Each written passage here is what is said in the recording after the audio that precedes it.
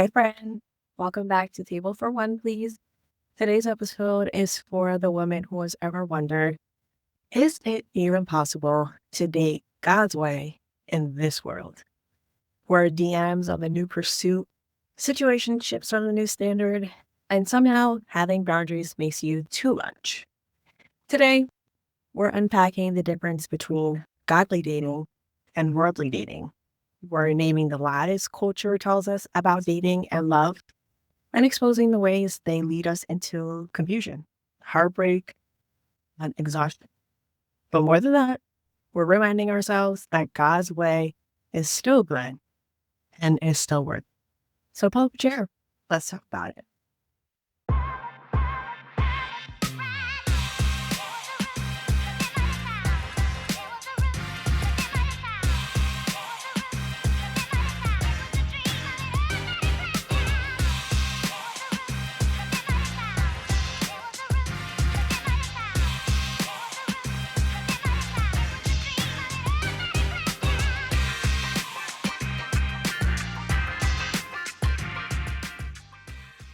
What's the difference between godly dating and worldly dating?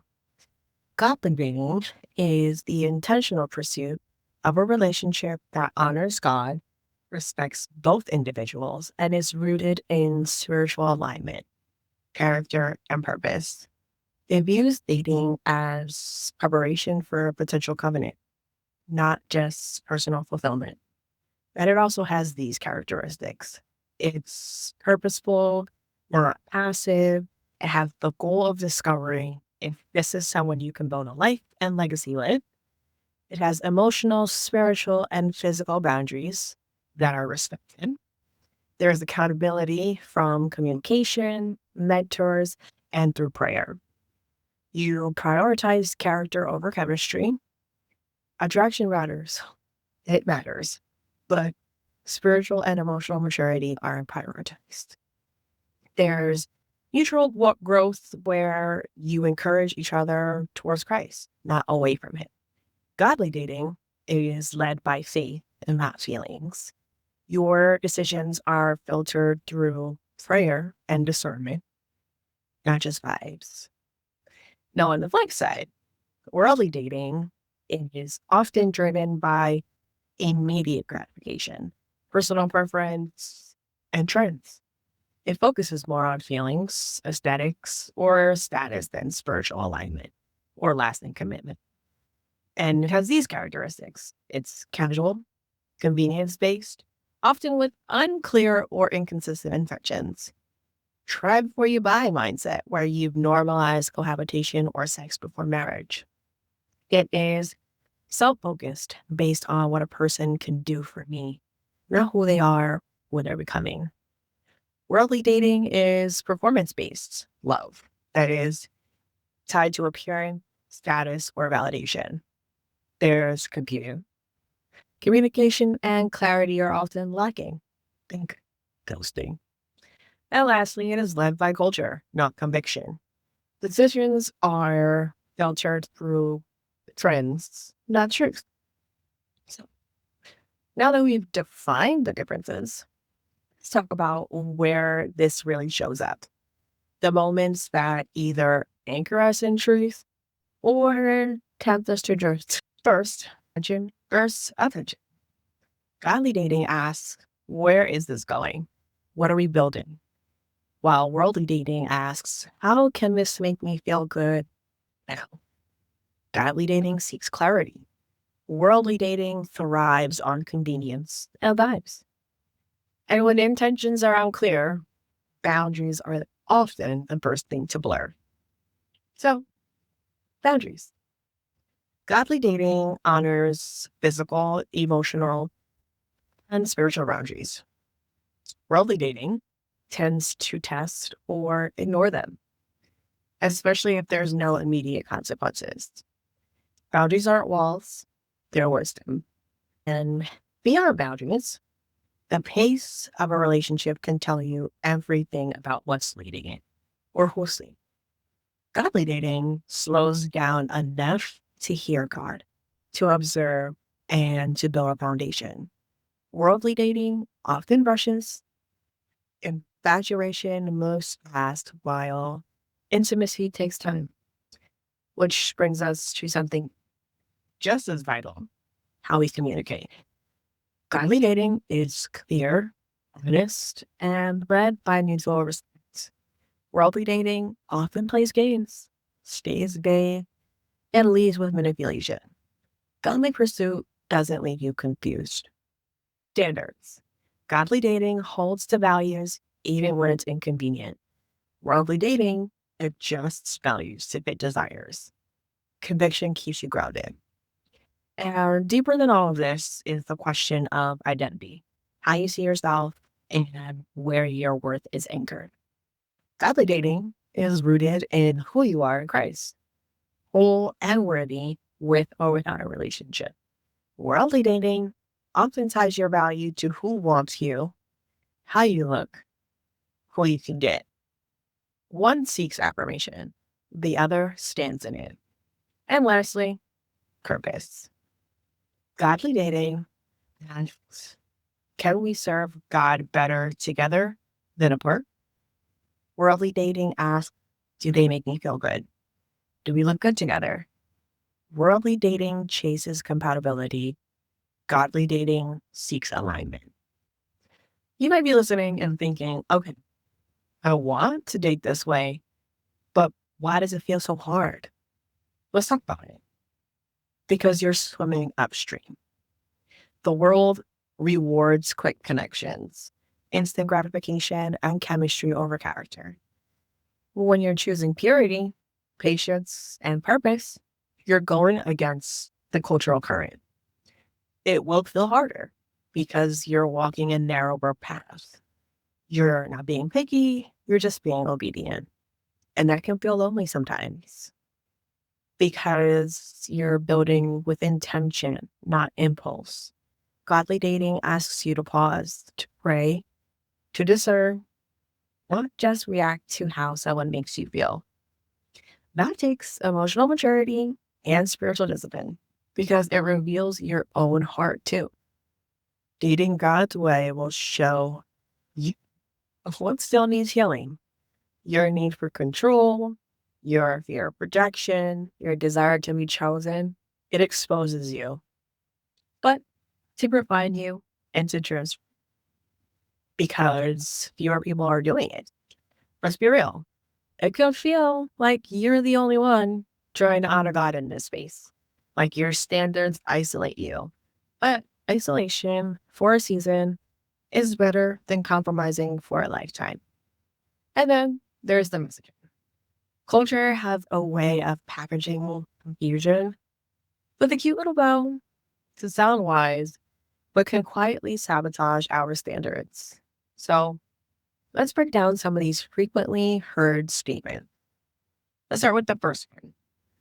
What's understood doesn't need to be explained. Assumptions are how people get hurt. And girl, that man's gonna play in your face. What's understood is often a cover for situationships. Mixed signals or people wanting relationship benefits without the responsibility.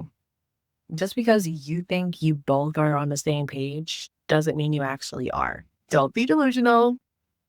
Simply dating requires intentionality.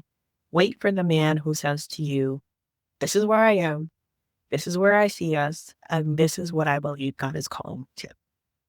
That's the man.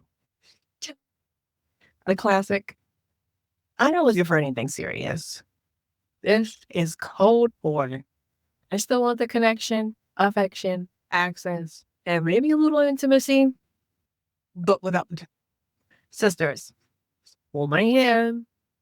This is a set for one-sided sacrifice. You end up investing emotionally, spiritually, even physically, while they've already set a ceiling for how far. Serious people do not entertain unserious people. You are a man's missing rib. And if a guy doesn't know what he wants, he knows he doesn't want you. Number 3 really gets me. Marriage is just a piece of paper. God created marriage.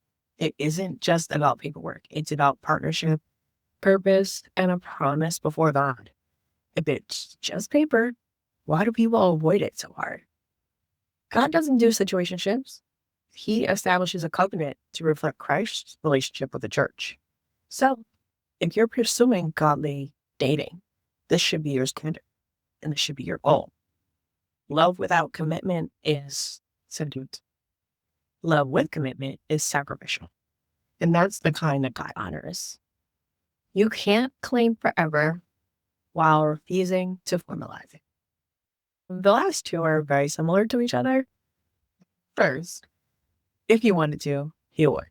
This one is my favorite because I both agree and disagree with this statement. So let's talk about where it can be true. Effort does reflect interest. If someone consistently doesn't make time, communicate, or pursue you intentionally, believe them. Believe them. Godly men are not confused. But also, this statement could be a little misleading. Godly men grow. If he's being disciplined or healing, he might not move the way culture expects. Desire doesn't always equal readiness. He might want to, but something is stopping him from following through. It's like really wanting to get in shape. You're motivated. You have the vision of you with a slim waist. You have the workout saved on TikTok, but you're not disciplined and ready to make that sacrifice. Desire alone is not enough. They may just not be equipped. So yes, if he wanted to, he would, but also he might not be able to yet. And that is not your burden to carry or to fix. And this one, when he knows, he knows. Relationships are not built on aha moments alone. They're built on prayer, intentionality, maturity, and peace. Man might have strong feelings early on, but it doesn't always mean he's ready. Feelings aren't the only measure of truth. Sometimes knowing is slow and spirit-led, not instant. On the flip side, if a guy doesn't know right away, it doesn't always mean he's playing games. It could mean he's being thoughtful and prayerful, which should be honored, not rushed. God's timing is different from the world's expectations. And just because culture says he'll know right away doesn't mean it lacks godly wisdom. Listen, says, don't let these cultural cliches rob you of clarity and commitment. So now that we've unlearned some of the lies, let's talk about what to actually do. What does it look like to practice godly dating in real life? 1. Start with prayer. Before you even get on a dating app or entertain someone's interest, invite God into it. Ask yourself, is my heart ready for this? Am I looking for someone to add to my life or to fill a void? God, what do you want to teach me to this season? Create a dating prayer, not just for who you are, but for yourself and how you want to show up. Know your non-negotiables and honor them.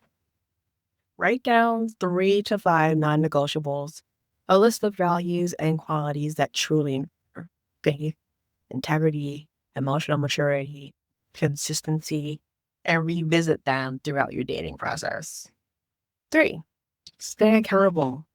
Have someone in your life, a mentor, a friend, a therapist, who knows what you're praying for and can slap some sense into you if you start settling, isolating, or compromising. Sometimes we need help seeing where we're leading with flesh and not faith. Observe their character, not just chemistry. Just because that man is fine and even spiritual doesn't mean they're aligned with you. So take time to observe. Don't rush. Ask intentional questions early on about anything and everything. And most importantly, believe the answers. 5, practice godly boundaries. Physical, emotional, and spiritual boundaries protect your peace, your clarity, and your intimacy with God. Decide before the date what your limits are.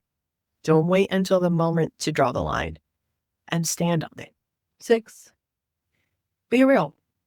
You don't have to be perfect to date God's way. You can be honest, curious, imperfect, and growing.